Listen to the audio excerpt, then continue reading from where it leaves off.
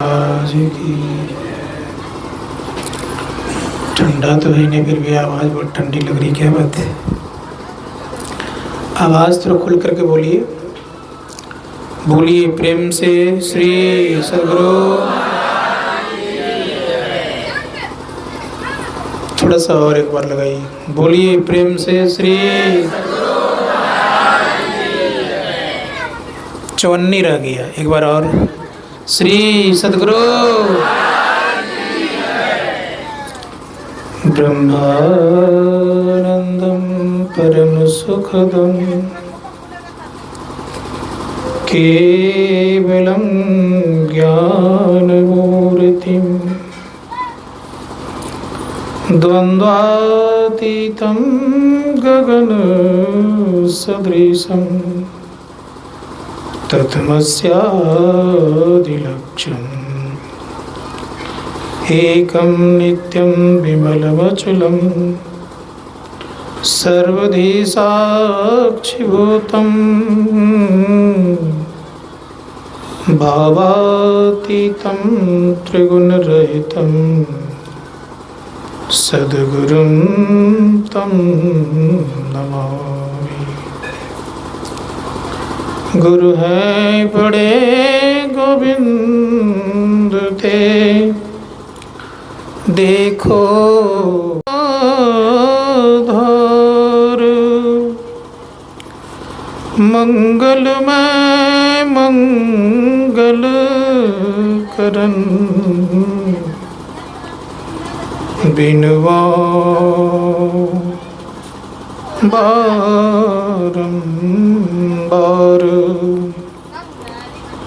धन्य धन्य सतगुरु सुखदा महिमा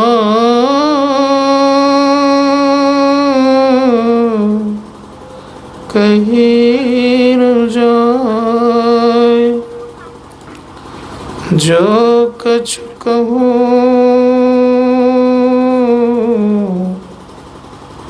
तुम्हारी कृपा, मोते कछु न बसा।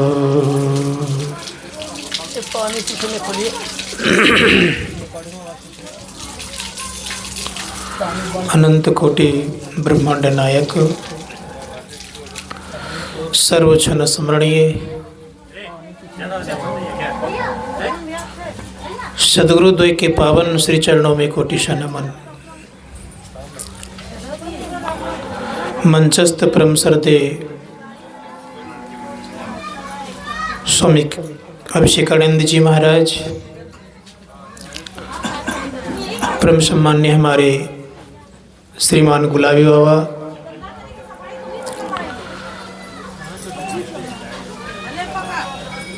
समस्त विद्वत जन, समवेत समादरणीय सज्जनवृंद, आदरणीय माताओं तथा भक्तिमती बहनों, सबों से एक आग्रह है कि सब कोई मोबाइल को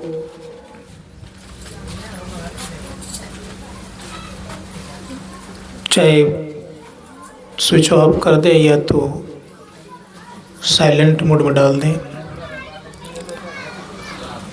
एक बार प्रेम से बोलिए श्री सद्गुरु। आप लोगों ने बहुत देर तक हमारे श्रद्धेय स्वामी अभिषेकानंद जी महाराज से बहुत ही अच्छी अच्छी बातें आप लोगों ने सुना।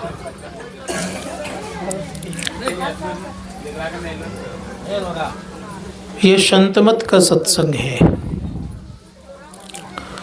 संतों के विचार को सुनाया जाता है।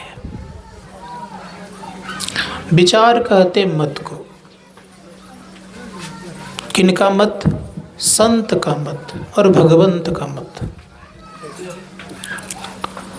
संत किसको कहते? संत सद्गुरु महर्षि में परमहंस जी महाराज कहते हैं जीवित अवस्था में जिन्होंने सारे आवरणों को पार कर गया हो उसे हम संत कहते हैं। आवरण 3 होते हैं, स्थूल, अंधकार और प्रकाश और शब्द। 5 मंडल होते हैं, अंधकार, प्रकाश, शब्द के बाद 5 मंडल है। यह स्थूल, सूक्ष्म, कारण, महाकारण, कैवल्य।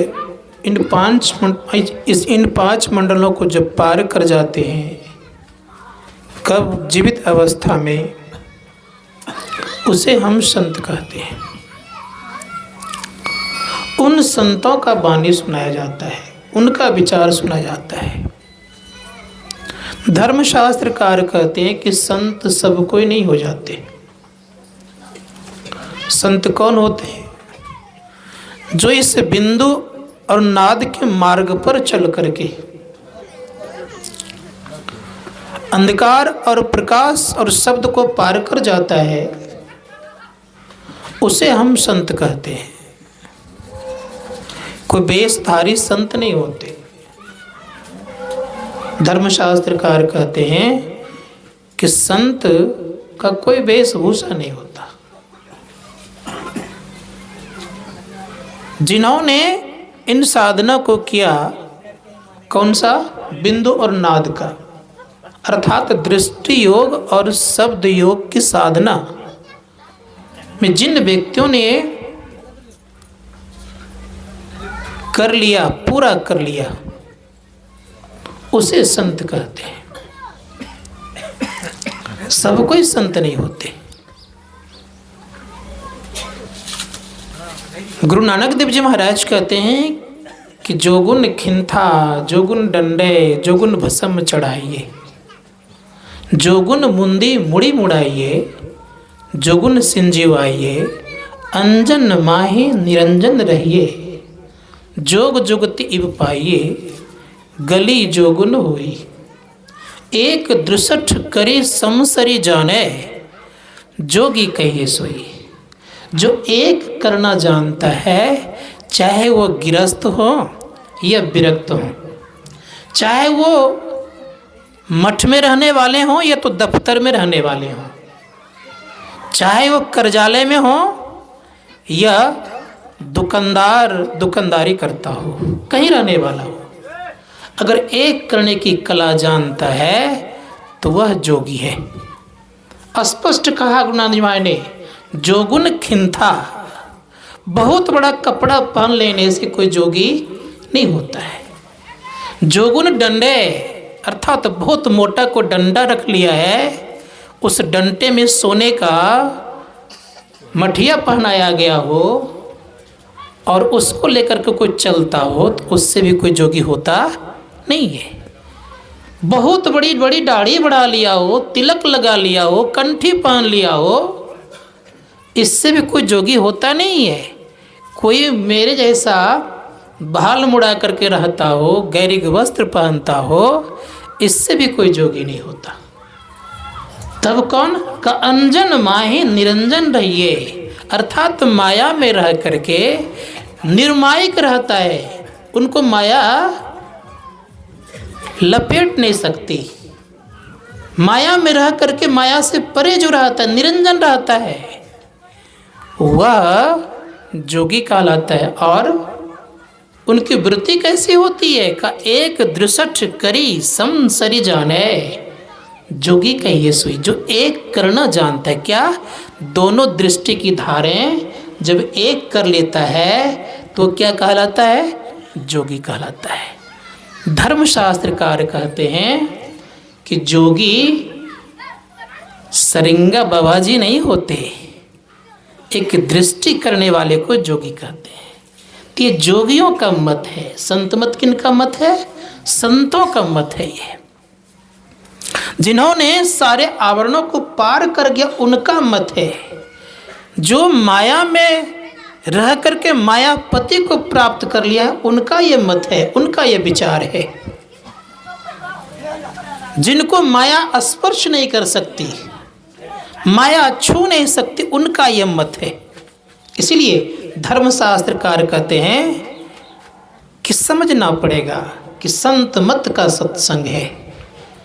शांति को जिन्होंने प्राप्त कर लिया, शांति स्वरूप कौन होते?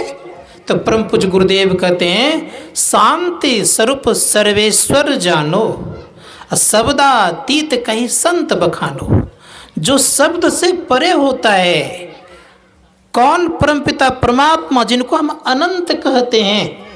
अनंत में जिन्होंने अपनी स्थिति को पहुंचा दिया है, उन्हें संत कहते, उनका ये मत है। इसलिए संत मत सत्संग में उपस्थित है। संतों का मत विचार को भी सत्संग कहते हैं। सत्संग सुनने के सभी कोई अधिकारी है। यहाँ तक याद रखेंगे कि सत्य कर्म करेंगे तो स्वर्ग जाएंगे। स्वर्ग अगर चले गए तो फिर भी कोई न कोई भेद हो जाता है। एक बात सदैव याद आप लोगों को होगी, जब समुद्र का मंथन हो रहा था तो मंथन के दरमियान में एक विष निकला और एक अमृत निकला। विष को तो भोले बाबा ने पी गया। अमृत की जब बारी आई, विचार थोड़ा सा करेंगे, अमृत की जब बारी आई, मंथन दोनों ने किया था, देव और दानव ने, लेकिन स्थिति क्या हुई? संत महात्मा गणकत स्थिति यह हो गई कि दानवों को नहीं दिया गया, जबकि अधिकार उसका भी था कि नहीं था? उसका भी अधिकार था, लेकिन केवल देवताओं को पिलाया गया। लेकिन संत मत का सत्संग कहता है यहाँ दानव भी आएगा कि कथा रूपी अमृत पिलाई जाएगी, और देव भी आएगा, उनको भी सुनाया जाएगा। इसीलिए यहाँ भेद नहीं होता है। इस संत मत सत्संग में भेद नहीं होता है।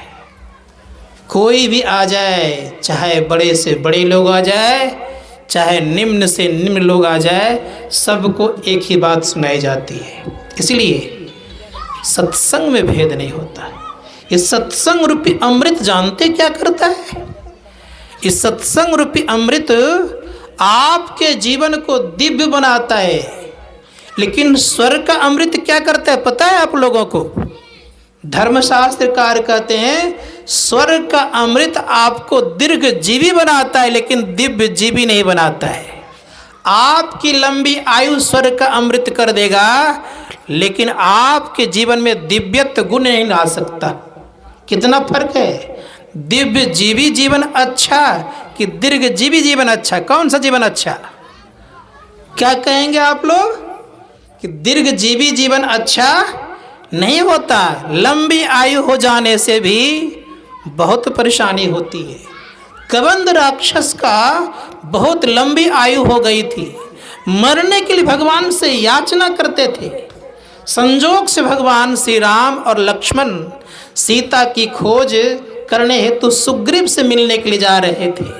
उसी दरमियान में कबंध राक्षस ने हाथ बढ़ा करके रास्ते को रोका। जो ही रोका तो लक्ष्मण जी ने तलवार से उनके हाथ काट दिए। काट देने के बाद कबंध राक्षस बाहर निकलता है और कहता है कि महाराज मेरा जीवन जल्द आप समाप्त कर दें। मुझे बहुत कष्ट हो रहा है, इस शरीर को पालते पालते मैं दुखी हो चुका हूँ, अब सह नहीं सकता हूँ, इस शरीर का अंत कर दीजिए। तो दीर्घ जीवी जीवन अच्छा होता नहीं है। धर्मशास्त्रकार कहते हैं तब कौन जीवन अच्छा होता है? जीवन अच्छा होता है दिव्य जीवी जीवन। तो मैं कह रहा था कि सत्संग आपका दिव्य जीवी जीवन बनाता है, और स्वर्ग का अमृत आप क्या करेगा? दीर्घ जीवी जीवन बनाएगा। दोनों में फर्क है। स्वर्ग का अमृत पान करेंगे तो विषय की लालसा बढ़ेगी, और ये सत्संग रूपी अमृत का पान करेंगे तो विषय की लालसा घटेगी। स्वर्ग का अमृत पान करेंगे तो विषय में बढ़ोतरी होगी, और इस सत्संग रूपी अमृत का पान करेंगे तो परमपिता परमात्मा जो निर्विषय है उस तत्व को प्राप्त करेंगे। किधर जाना चाहते हैं? धर्मशास्त्रकार कहते हैं कि ये अंतर है। इसलिए संतों ने कहा कि सत्संग से लगिए। सत्संग करता क्या? का सत्संग मानव को विषम परिस्थिति में, दुख की घड़ी में, कष्ट की स्थिति में धैर्य देता है, अवलंब देता है, ताकत देता है। और याद रखिएगा कि आपको सुख के सिंधु के तरफ ले जाने का ये बहुत बड़ा एक विचार और मत है। इसलिए प्रयास करना चाहिए कि सत्संग करना चाहिए। जब भोलेनाथ पर विषम परिस्थिति आई, जब मां सती दक्ष के यज्ञ में अपने शरीर को परित्याग कर दी, अधजला शरीर लेकर के पूरे संसार में घूमने लग गए, भगवान विष्णु के द्वारा सुदर्शन चक्र को भेजकर उस अंग अंग को कटवाया गया। और कटवाने के बाद जहाँ जहाँ माँ सती का अंग गिरा, वहाँ वह सिद्धपीठ के नाम से वो जगह प्रसिद्ध हो गया। अब विचार करके देख सकते हैं, तब भी भोले बाबा का वो अवस्था नहीं गई जो कि मोह से ग्रसित अवस्था था, वो अवस्था नहीं गई। बहुत काल जा करके हंस का रूप धारण करके काकभुसुंडी जी के यहाँ सत्संग सुना उन्होंने, तब उनके मोह का भंग गया। इसीलिए गोस्वामी जी महाराज कहते हैं, बहुत काल जब करई सत्संगा, तब अंत समय मोह भंगा। जब तक बहुत काल सत्संग करेंगे तब मोह का भंग होता है। तो सत्संग क्या करता है? जो दुखों का जड़ है उसका भंग करता है। दुखों का जड़ क्या है? गोस्वामी जी महाराज से पूछा जाए कि दुखों का मूल क्या है, सबसे श्रेष्ठ दुखों की उत्पत्ति कहाँ से होती है? गोस्वामी जी महाराज कहते, मोह सकल व्याधिन कर मूला, तेहि ते पुनि उपजहि बहुसूला। मोह सारे दुखों का क्या है? जननी है, अर्थात जड़ है, मूल है। इसी से सारे दुख उपजते हैं। तो मोह का भंग कहाँ से होता है? धर्मशास्त्रकार कहते हैं कि मोह का भंग सत्संग से लिखा है, सत्संगत्वे निसंगत्वा। आपने सुना अभी, जो सत्संग करेगा एक न एक दिन अवश्य ही उनके जीवन में बदलाव आएगा। भगवान शंकर बहुत सत्संग किए, इतना सत्संग किए कि समझिए इस विश्व में सबसे प्रथम श्रेणी का कोई सत्संग है तो परमात्मा को जीवात्मा में मिला देना, जीवात्मा से परमात्मा को मिला देना, ये प्रथम श्रेणी सत्संग है। अब प्रथम को सत्संगी है तो धर्मशास्त्रकार कहते हैं कि भोले बाबा को प्रथम सत्संगी कहा गया है। लेकिन उनका विचार सुनिए, वो क्या मांगते हैं। हम लोगों के सामने अगर भोले बाबा प्रकट हुए तो क्या मांगेंगे? क्या संसार की वस्तुएं दीजिए। लेकिन भोले बाबा क्या मांगते हैं? जब भगवान श्री राम का राज्याभिषेक हो रहा था, राज संचालित करने का समय आ गया था, राजा बन गए थे, अब मुमांगा इनाम दे रहे थे, राज्याभिषेक हो गया। एक कोने में भगवान शिव बैठे हुए हैं। भगवान शिव देख रहे हैं लीला को। उस दृश्य को देख करके बड़ा अच्छा लग रहा था। भगवान की दृष्टि सब जगह जाती है। भगवान राम देखते हैं कि भोलेनाथ एक कोने में बैठे हुए हैं, सबको मैं कुछ न कुछ दे रहा हूँ और सब मुझसे कुछ न कुछ मांग रहे हैं। ये योगी बाबा तो कुछ मांगते नहीं, इन्हें भी कुछ न कुछ देना चाहिए। और देने का प्रथा है आज, क्यों नहीं कानों का आप भी कुछ मांग लीजिए। भोले बाबा से कहते हैं भगवान श्री राम, कहते भोलेनाथ सब के सब लोग मांग रहे हैं, आप भी तो कुछ मांग लीजिए। भोले बाबा ने कहा कि महाराज आप भगवान अगर मुझ पर प्रसन्न है ना तो मुझे एक वरदान दीजिए। कहा बोलिए तो क्या चाहिए। भोलेनाथ कहते कि नाथ एक वर मांगऊं, हर्षित देश रंग, अब पद सरोज अनुपायनी, भक्ति सदा सत्संग। भोलेनाथ क्या मांग रहे हैं? सत्संग का वरदान मांग रहे हैं। हम आप क्या मांग सकते, विचार करके देखिए। सत्संग आपके जीवन को बनाता है। सत्संग एक दिन आपको सब सुखों का खान में पहुंचाता है, अर्थात मोक्ष दिलाता है, सभी दुखों से छुटकारा कराता है। इसलिए धर्मशास्त्रकार कहते हैं कि सत्संग सर्वश्रेष्ठ कार्य है। इससे बड़ा संसार में और कोई कार्य नहीं है। ये सत्संग कीजिए। भोलेनाथ सत्संग मांगते हैं। यहाँ तक हम लोग जानते हैं अच्छी तरह से, इस धराधाम पर बड़े बड़े महापुरुष आए। आपने नाम सुना होगा महायोगी गोरखनाथ जी महाराज का। उनके बहुत सारे शिष्य हुए। नाथ पंथ में दो हुए, एक का नाम हुआ जलंधर नाथ और दूसरे का नाम हुआ मत्स्येंद्र नाथ। ये दोनों महापुरुष अद्भुत हुए, दोनों बड़े अच्छे महापुरुष हुए। बंगाल में एक महात्मा हो गए थे, गोपीचंद, नाम सुने होंगे आपने, राजा थे पहले वो। गोपीचंद की माँ का नाम था मैनावती। मैनावती जब दीक्षित हो गई तो पुत्र को दीक्षित करने के लिए कुछ न कुछ विचार करने लग गई। जब विचार करने लग गई तो बहुत लंबी कथा की तरफ नहीं जाऊंगा, संक्षेप में कहूँगा केवल। तो माँ कहती है कि पुत्र तुम दीक्षा ले लो। जब कहा दीक्षा ले लो तो माँ ने कहा कि दीक्षा ले लो। तो पुत्र कहता है कि माँ अभी तो केवल 16 कन्याएं ही है, एक भी पुत्र नहीं है जो कि राज को संचालित कर सके, इसलिए बाद में मैं ले लूँगा। जैसे कहा बाद में ले लूँगा, माँ ने कहा बेटा कौन जानता है कब क्या हो जाएगा। नहीं उन्होंने उस दिन ध्यान दिया। एक दिन संजोग से गोपीचंद स्नान कर रहा था, और स्नान जब कर रहा था तो उसी क्रम में स्थिति यह हुई कि देह खुला हुआ था।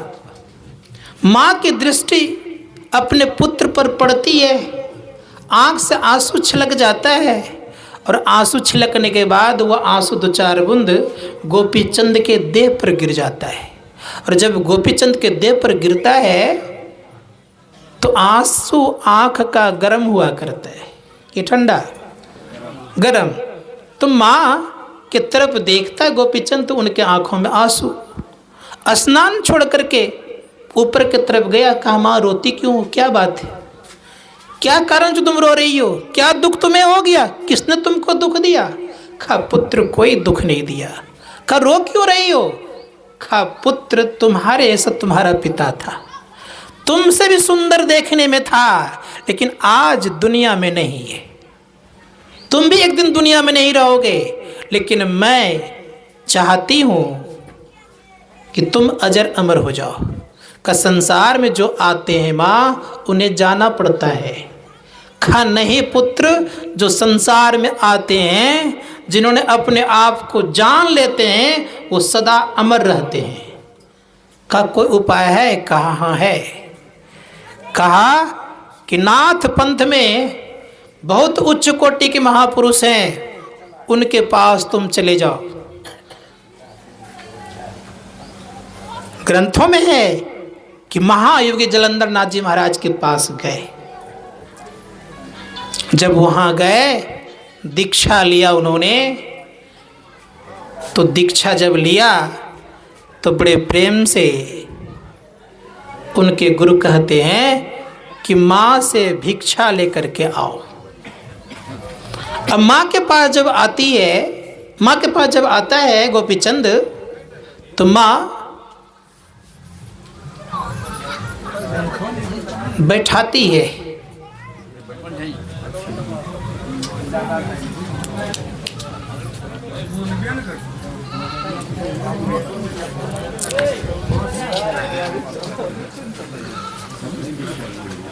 वहीं पर रुकने का प्रयास करिए, अच्छा रहेगा।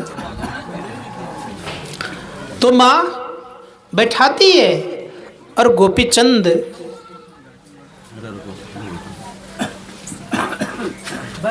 से कहती है कि बेटा सुनो, सबको सुनिए, सबके लिए सुनने लायक है ये। कहा बेटा सुनो, मजबूत गढ़ के अंदर रहना। कहा माँ जब मैं राजा था तब तो मजबूत गढ़ के अंदर रह सकता था, अब गढ़ मेरे पास कहां से होगा। कहा बेटा तुमने समझा नहीं, तुम्हारे इस गढ़ में काम, क्रोध, लोभ, मोह, मद और मात्सर सेंध मार देता है, लेकिन सत्संग गढ़ में ये खटविकार सेंध मारता नहीं है। इसीलिए हमारे गुरुदेव कहते सत्संग गढ़ में बास हो तो भव पास क्या करे। पास कहते हैं फांस को, अर्थात बंधन को। बंधन कुछ नहीं कर सकता है। तो कहा सत्संग गढ़ में रहना ये सबसे मजबूत गढ़ है पुत्र। इस गढ़ को कभी छोड़ना नहीं। जो इस गढ़ को कभी छोड़ता नहीं उनका एक न दिन भव बंधन दूर हो जाता है, जन्म मरण का चक्कर छूट जाता है, और यहाँ तक याद रखिएगा आवागमन मिट जाता है, उनके दुखों का अंत हो जाता है। इसलिए मजबूत गढ़ है सत्संग, कसकर के पकड़ के रखिए। जैसे कहा मजबूत गढ़ के अंदर रहना, तब कहते हैं माँ कहती है फिर कि पुत्र सुनो, स्वादिष्ट भोजन करना। खा माँ गजब बोलती हो, स्वादिष्ट भोजन अब कहाँ, अब तो कभी घर घना, कभी मुट्ठी भर चना, कभी वो भी मना। साधुओं की जिंदगी में तो ये होती है, कभी तो खूब खाने के लिए मिलेगा। जैसे आज अरविंद बाबू का नया 4-5 व्यंजन बना के भेज दी, लगा दिया थाली। कभी हम लोग को सूखी रोटी मिल जाती है, कभी मुट्ठी भर चना खा के रहना पड़ जाता है, कभी सफ़र करता हूँ तो दिन दिन भर कुछ खाने को मौका भी नहीं मिलता है। तो साधुओं की जिंदगी तो ऐसी होती है, कभी घर घना, कभी मुट्ठी भर चना, कभी वो भी मना। खा पुत्र तुमने समझा ही नहीं।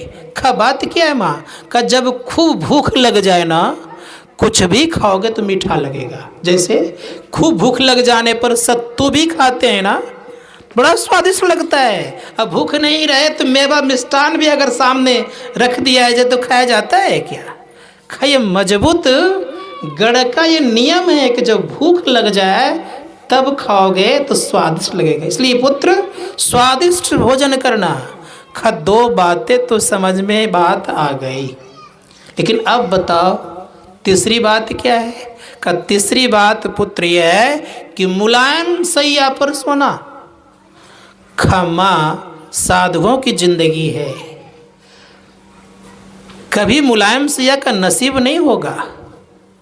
खा पुत्र वह मुलायम सैया किस काम का कि जिस पर जाने के बाद नींद ही नहीं आवे।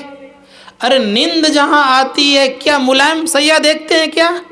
एक कहावत बड़ी अच्छी है, नींद न माने टूटी खाट, प्यास न माने धोबी घाट, भूख न माने ओछी जात। बोलते हैं ना, बोलते हैं हम लोग। इसीलिए बड़े सुंदर शब्दों का प्रयोग करते हैं। कहा कि जब भूख लगती है तो किसी को नहीं गुदानते, और नींद आती तो टूटी हुई खाट ही क्यों नहीं है उस पर बड़े प्रेम से जाते हैं। इसलिए पुत्र जब खूब नींद आ जाएगी ना तो धरती भी तुम्हारे लिए मुलायम सैया हो जाएगा। इसलिए ये ख्याल रखना। संत महात्मागण कहते हैं कि जब साधक इन नियमों का पालन करता है तो करता क्या है, करता यह है कि उठ करके वो ब्रह्म मुहूर्त में उठता है और ध्यान करता है, जिससे कि आत्मा का परमात्मा से कनेक्शन जुड़ जाए। इसीलिए ब्रह्म मुहूर्त में उठ करके सबके सब ध्यान करने बैठते हैं। तो मैं कह रहा था कि सत्संग ध्यान करने के लिए सिखाया जाता है, और सत्संग आंतरिक ध्यान भी कहता है करने के लिए। इसीलिए हमारे गुरु भाई ने कहा कि 2 तरह का सत्संग है, धर्म कथा बाहर सत्संगा अंतर सत्संग ध्यान अभंगा। इसलिए ध्यान करेंगे तो परमात्मा की तरफ बढ़ेंगे, और यह सत्संग करेंगे तो परमात्मा तरफ जाने की प्रेरणा मिलेगी। इसीलिए ध्यान भी कीजिए और बाहरी सत्संग भी कीजिए।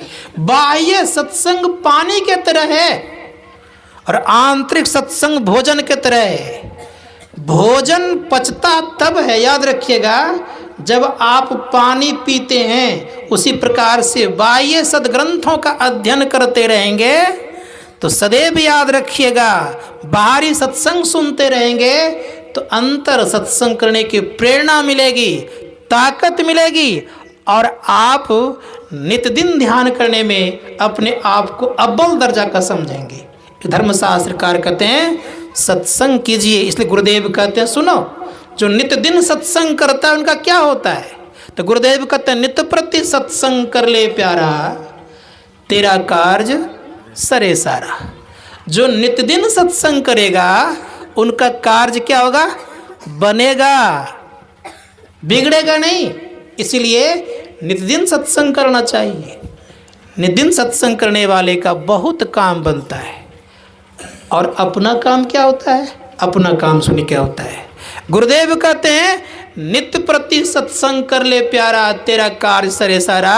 अब करें सारे कार्य को निर्णय करके धर चेतन धारा।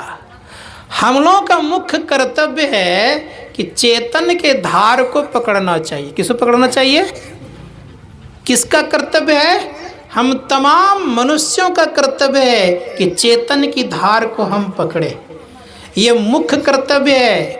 मुख्य कर्तव्य नौकरी करना, पैसा कमाना, व्यापार करना, संसार में बड़ी बड़ी उपलब्धियां प्राप्त कर लेना, ये मुख्य कर्तव्य हम मानवों का नहीं है। मुख्य कर्तव्य क्या है? तो का मुख्य कर्तव्य है चेतन के धार को पकड़ लेना। होगा क्या परिणाम? तो गुरुदेव कहते हैं धर चेतन धारा, पिंड के पारा, दसम द्वारे का।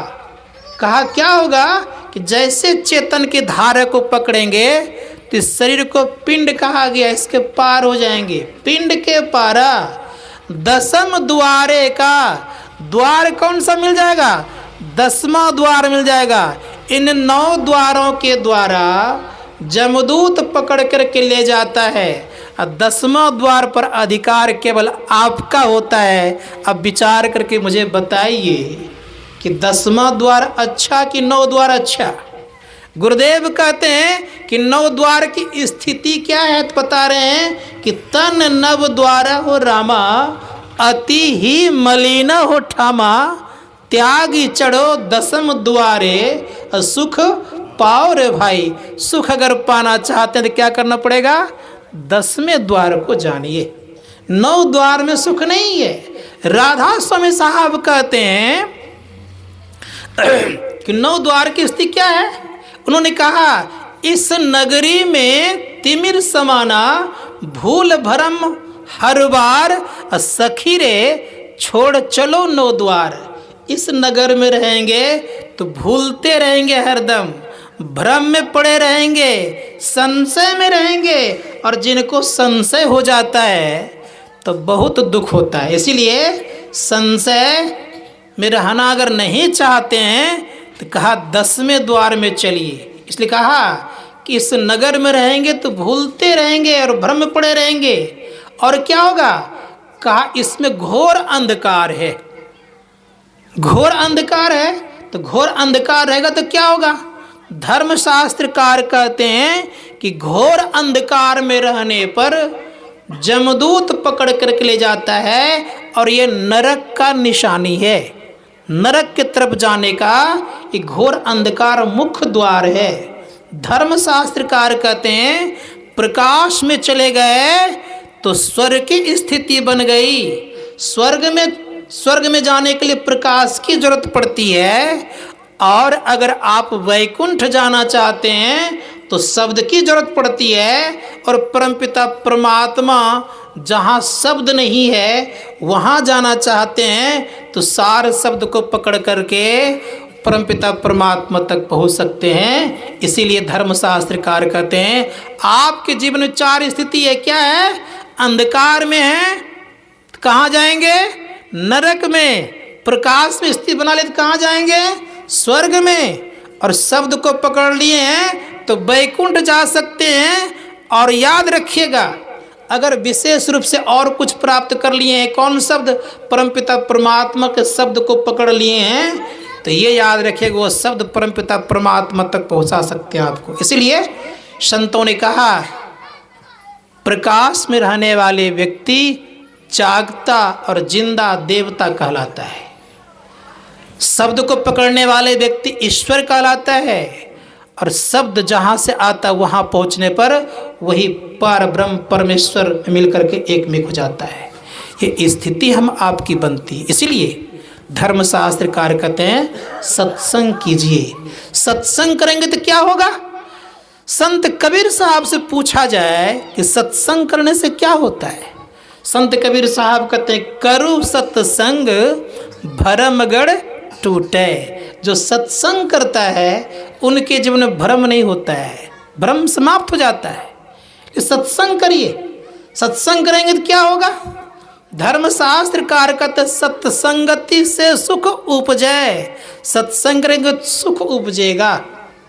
इसलिए सत्संग कीजिए। सत्संग कितना बड़ा है,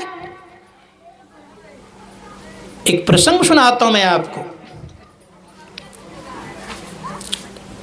मां सीता का हरण हो चुका था।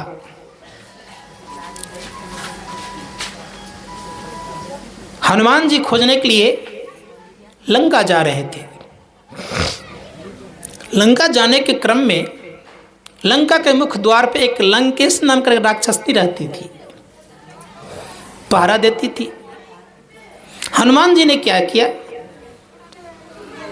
थोड़ा सा नींद में चली गई थी तो छोटा रूप बना करके, मशक का रूप धारण करके उस पार चले गए।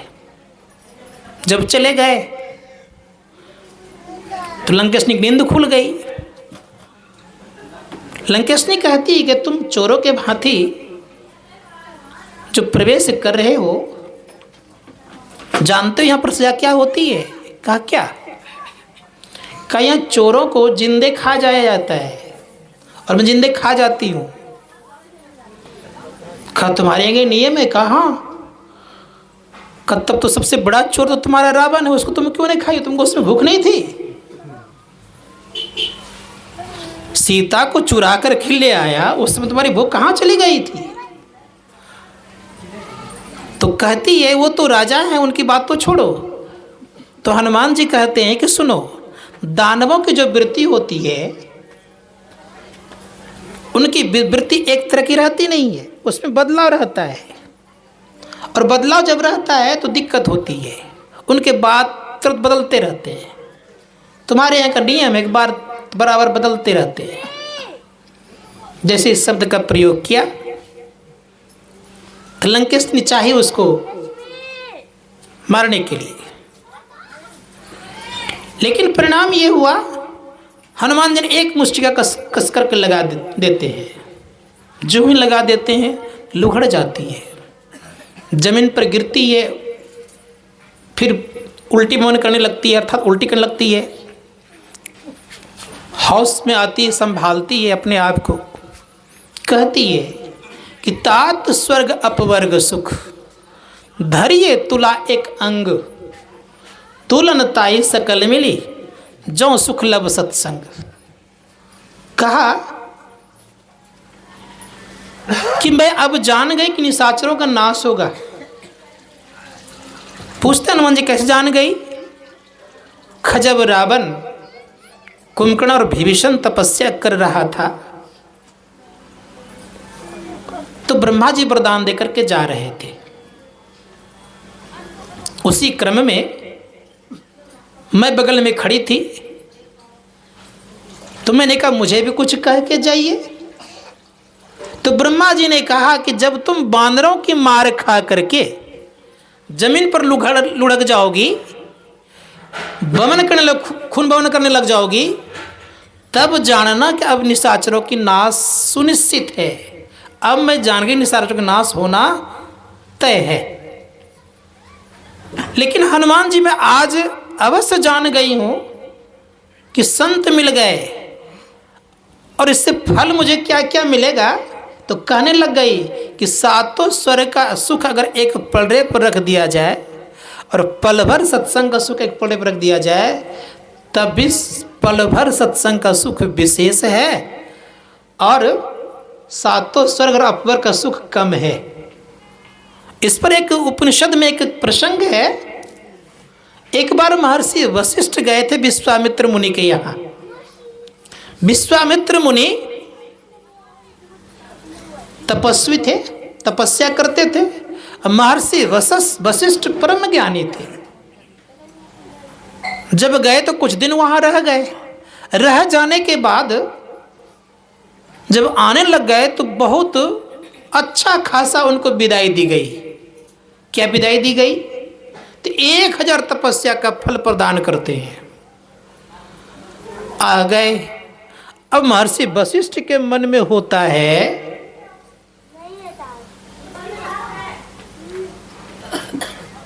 कि मैं भी एक सत्संग करूंगा, जैसे अरविंद बाबू के मन में हुआ। सत्संग करने के लिए बहुतों को निमंत्रण दी, बहुत सारे साधु महात्मा आए, सत्संग हुआ, भंडारा हुआ, सब कुछ हुआ, यथा योग्य सबको विदाई देने लग गए। अब उसमें महर्षि वशिष्ठ श्रेष्ठ महात्मा थे। अब उनको क्या किया उन्होंने, तो सोचा ज़्यादा विदाई देनी है तो पल भर सत्संग का फल उनको दिया। जो ही पल भर सत्संग का फल दिया तो महर्षि वशिष्ठ के फल देने पर विश्वामित्र मुनि भी आए हुए थे, उनको पल भर दिया तो विश्वामित्र मुनि की भौएं हो गई टेढ़ी। और जो ही भौएं टेढ़ी हो गई तो संत थे ये भांप गए। संत न देखे बोलो चाल, ऊपर खे अंदर की हाल। उनसे बोलिए या ना कुछ कीजिए, लेकिन भीतर की हाल पकड़ लेंगे। जैसे आपने सुना, हम लोगों की दृष्टि और संतों की दृष्टि में बहुत भेद है। संतों की दृष्टि क्या है? दूरबीन है। इसलिए हमारे गुरुदेव कहते एक बिंदुता दूरबीन हो। दूरबीन क्या करे? अब पिंड में ब्रह्मांड हो तो बाहर में क्या फिरे? का एक बिंदुता क्या उनके लिए दूरबीन बन जाता है। दृष्टि वो करते दूरबीन को प्राप्त कर लेते हैं, दिव्य दृष्टि प्राप्त हो जाती है। तो महर्षि वशिष्ठ भांप गए। कहा कि मुनिवर बात ऐसी है, लगता है कि आप सत्संग के विषय में जानते नहीं हैं। क्या ये विदाई कम लग रही है? तो महर्षि वशिष्ठ कह बैठते हैं, कम नहीं तब क्या ज्यादा? अगर ज्यादा होता तो बोल देता, कहाँ 1000 वर्ष, कहाँ पल भर, कितना अंतर है। खल लगता है आपको इसके विषय में पता नहीं है। आप सत्संग से अनभिज्ञ हैं, जानकारी आपको नहीं है। इसी कारण से आपको लग रहा है जो इसका निर्णय करने वाला है उससे निर्णय करा लिया जाए। कहाँ चलिए? दोनों अब चल पड़े। तो कहाँ जाएंगे?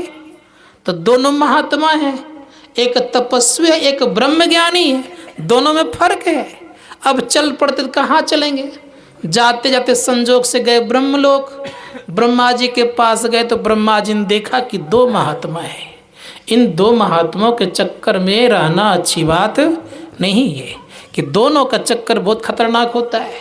उनका देखिए, मैं सृष्टिकर्ता ब्रह्मा जी हूँ, सृष्टि करते करते मुझे फुर्सत तो मिलती नहीं है, सत्संग भजन तो मैं करता नहीं हूँ, मुझे इसका ठीक ठाक से ज्ञान नहीं है, ठीक ज्ञान नहीं है। इसलिए जिनके पास इनका ज्ञान है उनके पास जाइए। तो वहाँ से चलकर भगवान विष्णु के पास गए। भगवान विष्णु ने देखा कि एक बार मैंने नारद जी को रास्ते पर लाना चाहा तो ऐसा श्राप दिया कि जिंदगी भर में पत्नी के वियोग में तड़पते रहा। अब फिर इस बार अगर किसी के चक्कर में पड़ गया तो एक तो शांत है और दूसरे में क्रोधी है, और कहीं अगर लफड़ा लग गया तो फिर कहीं घूमना न पड़ जाए। तो उन्होंने क्या कि अपने माथा से बलाए हटा दिया। कहाँ भेज दिया? भगवान शिव के पास। भगवान शिव ने सोचा कि महात्माओं के चक्कर में रहना अच्छी बात नहीं। कहा सुनिए, मैं आपका निर्णय कर देता, कोई दिक्कत हमको नहीं होती निर्णय करने में, लेकिन आपको पता है ना। कहा क्या? कहा पता ये होनी चाहिए कि जब से समुद्र का मंथन हुआ है, उस समुद्र का मंथन में एक हलाहल विष निकला, और जब से मैंने विष का पान किया है तब से मेरा ये मस्तिष्क बिगड़ गया है, इसलिए मुझसे निर्णय नहीं होगा। एक काम कीजिए, आप शेष जी के पास पहुँचिए। अब वहाँ से शेष जी के पास गए। शेष जी ने कहा, देख रहे हैं ना कि धरती का भार मेरे ऊपर है, मही का भार लिया हुआ हूँ, इस भार से कोई अगर उबार देता तो मैं तब आपका फैसला कर दूंगा, निर्णय कर दूंगा। तो लीजिए एक तराजू रखता हूँ। एक तराजू रख दिया, अपना अपना फल रखिए। तो पल भर सत्संग का फल रखने के पहले 1000 तपस्या का फल रखा गया। जो ही रखा गया, पृथ्वी टस से मस नहीं हुई, जो कि त्यों बनी रही। और जो कि त्यों जब बनी रह गई तो परिणाम ये हुआ,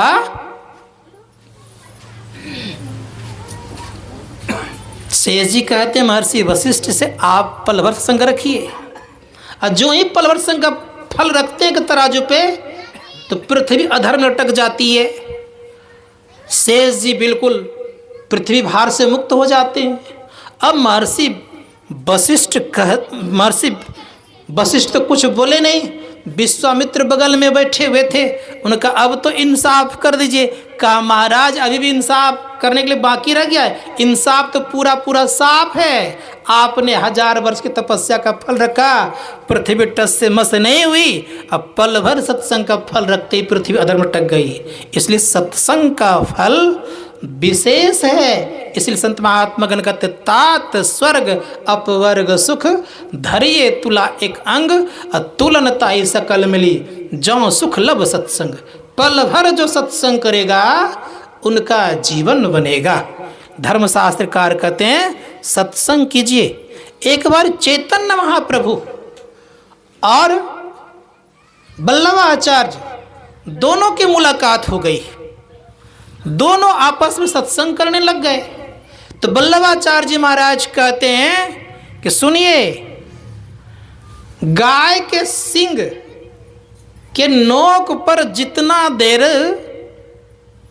राई का दाना, सरसों का दाना कहते हैं, राई के दाना जितना देर ठहरता है, उतना देर अगर कोई सत्संग कर ले तो उनका जीवन का उद्धार सुनिश्चित है। जैसे का सुनिश्चित है। तो चैतन्य महाप्रभु कहते कि मेरी बात आप सुनिए, का गाय के नोक के सींग के ऊपर जितना देर तक सरसों का दाना ठहरता है, उतना देर के लिए अगर सत्संग से कोई वंचित रह जाए तो सीधे वो रसातल जा सकता है। संत महात्मा गण कहते हैं कि सत्संग से मन कभी नहीं हटाना चाहिए। इसलिए कहा, सत्संग करना मन तोड़, धर शरण संतन की। संतों के चरणों को पकड़िए, शरण में रहिए, कल्याण होगा। इसलिए सत्संग कभी मत छोड़िए। सत्संग अगर छोड़ देंगे तो जीवन बनेगा नहीं। सत्संग से जीवन बनता है। इसलिए हमारे गुरु महाराज कहते हैं, कितना देर कोई अगर थोड़ा देर भी करेगा तो कल्याण होगा। गोस्वामी जी महाराज कहते हैं, निमिष दंड एकहु 12।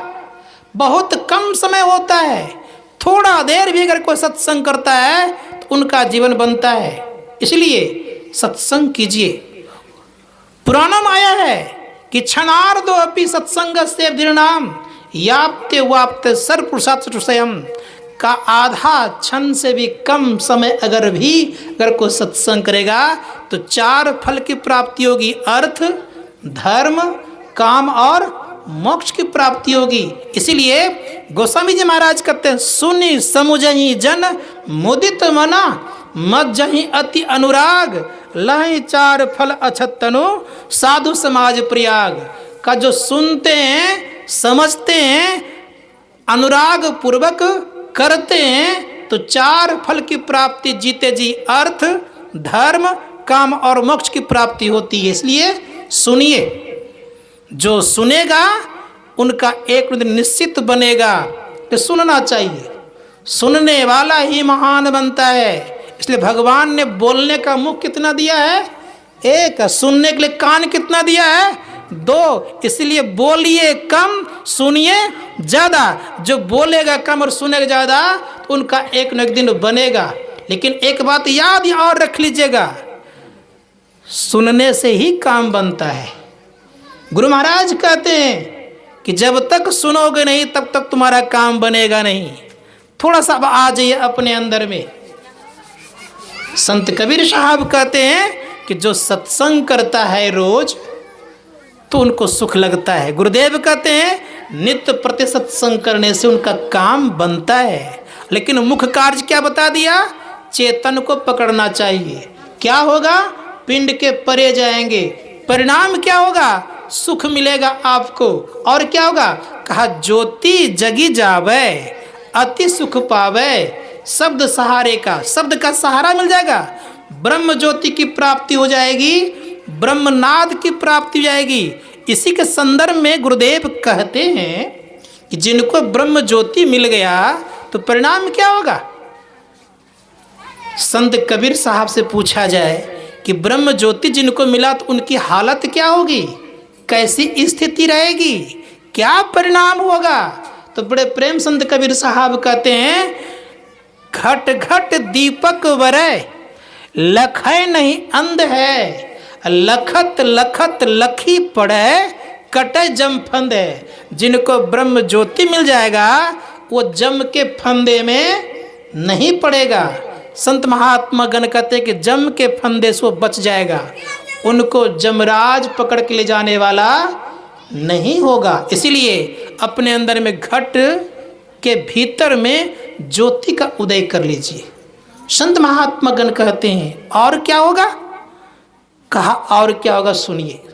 संत कबीर साहब कहते हैं कि जिनके भीतर में प्रकाश का उदय होता है उनका जीवन बड़ा सार्थक होता है। इसलिए प्रकाश का उदय कीजिए। कबीर कमल प्रकाशिया उगा निर्मल सूर, रैन अंधेरी मिट गई बाजे अनहद तुर। आपके भीतर में अनहद शब्द की प्राप्ति होगी। अनहद बाजे निजर झरे उपजय ब्रह्म ज्ञान। आपके अंदर में अनहद बजेगा, क्या होगा? अनहद बाजे निजर झरे उपजय ब्रह्म ज्ञान। आपको ब्रह्म ज्ञान मिलेगा। और ब्रह्म ज्ञान जिनको प्राप्त होता है उनके जीवन में कोई अज्ञानता नहीं रहती। इसलिए धर्मशास्त्रकार कहते हैं कि अपने अंदर में ब्रह्म ज्ञान को उदय कराइए। इसलिए परिणाम क्या होगा? परिणाम ये होगा, सुन लीजिए। संत महात्मा गण कहते हैं कि जिनके अंदर ब्रह्म ज्ञान हो गया तो ब्रह्म ज्ञान किनको होगा? जो ब्रह्म बनेगा उन्हीं को ब्रह्म ज्ञान होगा। संत महात्मा गण कहते हैं कौन ब्रह्म बन जाता है? जो उस ब्रह्मनाद को समझ लेता है वो ब्रह्म ज्ञान हो जा, ब्रह्म ज्ञानी बनता है और ब्रह्मनाद उन्हीं को मिलता है। ब्रह्म ज्ञानी वाले का मुख से वचन क्या निकलेगा? कैसा निकलेगा? ब्रह्म ज्ञानी वाला ही निकलेगा। इसीलिए संत जो बोलते ब्रह्म बोलते। इसलिए गुरु महाराज जो बोलते क्या बोलते? ब्रह्म बोलते थे। वो खाते पीते तो क्या होगा? खाना पीना उसके लिए पूजा हो जाती है। इसलिए कहा है संत कबीर साहब ने, खाओ पियो सो पूजा, गीढ़ा उजाड़ी एक सम लेखो, भाव मिटाओ दूजा। उनके लिए कोई भाव नहीं रहता। रामकृष्ण परमहंस जी महाराज हो गए थे कलकत्ता में। जब उस अवस्था को प्राप्त कर लिए तो प्राप्त करने के बाद कोई व्यक्ति आते थे भोग लगाने के लिए तो ले लेते थे, उनसे हाथ में निकाल लेते थे, कहते थे ओम कालिकाय नमः कह के अपने खा लेते थे और दे देते थे। क्यों? जब उस ब्रह्म को जान लेता है तो खाने वाला कौन हो गया? ब्रह्म।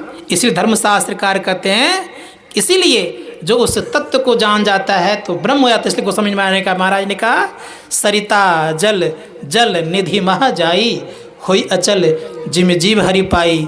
समय 5:15 तक कहा था, लगभग पूरा हो गया होगा। बोलिए प्रेम से श्री सद्गुरु महाराज की जय।